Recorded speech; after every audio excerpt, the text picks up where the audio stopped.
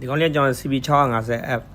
ကျွန်တော်ဒီ Baglia နဲ့ပြီးတော့ Carbon U ဆေးပြီးတော့ Club ပြားဆေး Annual Blood Pressure စစ်ပေါ့နော်လိုတဲ့ဖူးစာပဲ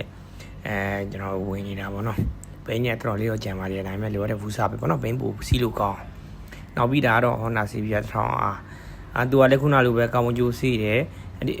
Baglia နဲ့လိုတဲ့အကုန်စစ်တယ်ပေါ့နော်ဒါပေမဲ့ဒီမှာကြည့်ပေါ့နော်ဒီကောင်ဆိုရင်အကောင်မျိုးတွေကလုံးဝများတယ်ပေါ့နော် model လည်းအရင်ကြာပါပြီပေါ့ဒီကောင်လေးဆို2008ဆိုရင်နှစ်20နီးပါးတော့ဖြစ်တော့မယ်ပေါ့နော်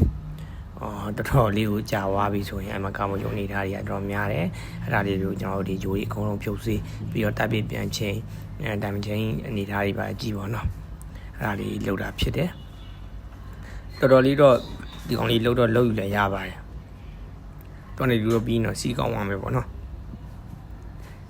ဒါနေတာကောင်ညိုးတွေရဲ့အနေထားဘယ်လောက်များလဲမများလဲပေါ့နော်ပြီးတော့ကဒါကကျွန်တော်တို့ဒီ Z25R ပေါ့နော်လာမယ် Z25R လေးကဒီမှာကြီးချက်ကြီးအဲဒီကောင်လေးဆို model ဘယ်လောက်မြင့်မြင့်ပေါ့နော်ဒီ electronic ဘာနေဟွာနေမှာဘယ်လောက်ဆင်းမြင့်မြင့်ဒီ engine လေးကတိတိလေးဖြစ်တဲ့အတွက်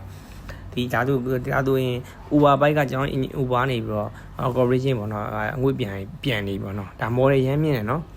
ကျွန်တော်ဘိုင်းကြီးလုံးဝမြင့်ပြီမယ်လေသူကရောက်ဒီပင်စင်လေးတွေတိတိလေးတွေပေါ့နော်အဲ့ဒီတော့ကိုအရန်ပြင်းလို့မကောင်းတဲ့ဘိန်းတွေပေါ့နော်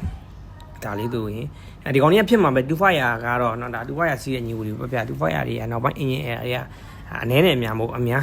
ခဏခဏတက်မှာဘာလို့လဲဆိုတော့ engine ကအရန်သေးတာဖြစ်တဲ့အတွက်ကိုတူဆုပ်ဖြဲရင်တော့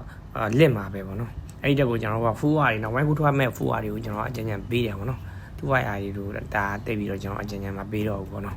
ဘာလို့လဲဆိုတော့ကျန်တဲ့ဘန်းတွေကတော့တော်မိုက်တယ်အဲဒီဘာကျွေးပြောက်တွေနဲ့ကျန်တဲ့ဒီဝါရီမိုင်းဘာမှပြောစရာမလိုဘော်ဒီဘန်းတွေလုံးဝပြောစရာမလိုပေါ့နော်တော်တော်ဘာဖက်ဖြစ်တယ်ဒါပေမဲ့အင်ဂျင်မိုင်းလုံးဝအားနေပါတယ်ပေါ့နော်2500ကဲအားလုံးကြည့်ရမှာတယ်